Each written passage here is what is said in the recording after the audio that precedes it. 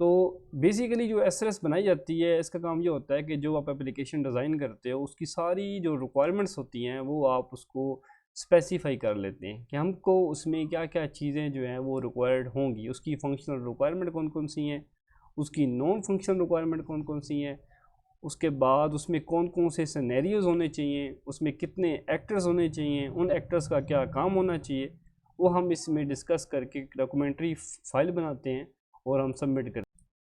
तो आपको मैं एक बात बता दूं कि जो आपकी ये डिज़ाइन डॉक्यूमेंट या एसआरएस है, ठीक है, तो ये भी अच्छी होनी चाहिए। तो ये बेसिकली इसका फिर टेबल ऑफ कंटेंट होता है, ये किस इस फॉर्मेट में होना चाहिए कि जब आप कंट्रोल कीबोर्ड से दबाएं, आपका जो है जब उस पर किसी भी आप उस पर क्लिक करें तो आपको उसी पेज के ऊपर लेके जाए। जैसे यहाँ पे मैं यूज़ केस डायग्राम पे क्लिक करता हूँ तो आपको देखें यहाँ पे लेकर आ रहा है, ठीक है। तो टेबल ऑफ जो कंटेंट होता है, ठीक है, इसमें पहले जो होता है वो आपकी मेन हेडिंग होती है, उसके बाद सब हेडिंग, फिर सब हेडिंग, ठीक है, जितनी भी सब हेडिंग की भी सब हेडिंग आप दे सकते हो, वो फिर होगी 1.2 है तो आपकी होगी 1.2.1 होगी, फिर 1.2.2 होगी, फिर 1.2.3 होगी। तो वो सब हेडिंग की भी सब हेडिंग हो सकती है, ठीक है। यहाँ पे हेडिंग्स आप यहाँ से लेते हो, ठीक है, ये ऊपर से जो स्टाइल वाला ऑप्शन है यहाँ से आप हेडिंग्स लेते हो।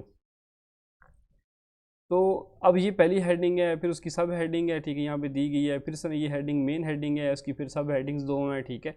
ये फिर सर हेडिंग कर, ये आपका टेबल ऑफ कंटेंट जो है वो ऑटोमेटिकली क्रिएट होता है जब आप इस पूरे फॉर्मेट को प्रॉपर तरीके से यूज़ करते हो। अगर आपको डॉक्यूमेंटेशन करना आता है, ठीक है, यकीन करें इसकी जो रिसर्च होती है या थीसिस जो कोई भी डॉक्यूमेंट आप लिखते हो, ठीक है, तो उसके बाकायदा आप इसका भी काम है, इसका भी ऑनलाइन जो है काफ़ी ज़्यादा काम है, वर्क है, आप इससे भी पैसे कमा सकते हो, ठीक है। इसमें क्या होता है कि आप जैसे मैंने ये बनाया हुआ है, ये एक पहले डॉक्यूमेंट्री फाइल का ये टेबल ऑफ कंटेंट है, ठीक है। उसके बाद ये देखें, ये आपको वो लिखा हुआ है कि आपको जो है वो बेसिक इंट्रोडक्शन है पूरे सॉफ्टवेयर रिक्वायरमेंट स्पेसिफिकेशन का, कि इसमें हमने क्या क्या करना है वगैरह वगैरह, ये सब कुछ लिखा हुआ है। उसके बाद स्कोप क्या है इस पूरे प्रोजेक्ट का, हमने वो स्कोप लिखना होता है, ठीक है। उसके बाद आप नीचे आप आते हो तो यहाँ पे वही डेफिनेशंस वगैरह आ जाती हैं कि आप जो ये वर्ड यूज़ कर रहे हो, फैक यूज़ कर रहे हो, एसआरएस लिख रहे हो, वीयू लिख रहे हो, ये जो शॉर्ट वर्ड आप लिखते हो, ये उसका फिर आपने यहाँ पे बताना भी होता है कि इसका स्टैंड फॉर क्या है, ठीक है। जैसे फैक है तो ये आप यहाँ पे लिखोगे कि फ्रीक्वेंटली आस्क्ड एनी क्वेश्चन है। अगर आपका प्रोजेक्ट का नाम यहाँ पे शॉर्ट करना चाहते हो तो आप वो यहाँ पे ऐड करोगे, वो जहाँ पे आपने ये वर्ड यूज़ करना है, इतना लंबा करना है, आप ये छोटा वर्ड यूज़ कर सकते हो, बट उसकी डेफिनेशन आप यहाँ पे लिखोगे।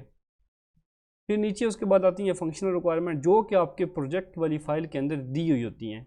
अभी एलएमएस नहीं चल रहा, वरना मैं आपको डाउनलोड करके दिखाता भी चाहिए। पूरे प्रोजेक्ट में फंक्शनल रिक्वायरमेंट दी होती हैं, आप थोड़ा बहुत उसमें थोड़ी सी चेंजिंग वगैरह करके चीज़ें कुछ ऐड करके या फिर ब्रीफ करके आप यहाँ पे राइट कर देते हो, हमने ये चीज़ बनानी है, फिर ये चीज़ बनानी है, ठीक है। इवेंट मैनेजमेंट का ऑप्शन होना चाहिए, ठीक है। तो ये सारा सेटअप आपको होता है फंक्शनल रिक्वायरमेंट का। मैक्सिमम जो अक्सर बाद मोस्ट जो नॉन फंक्शनल रिक्वायरमेंट होती हैं वो यही होती हैं सारी, ठीक है, तकरीबन सेम होती हैं।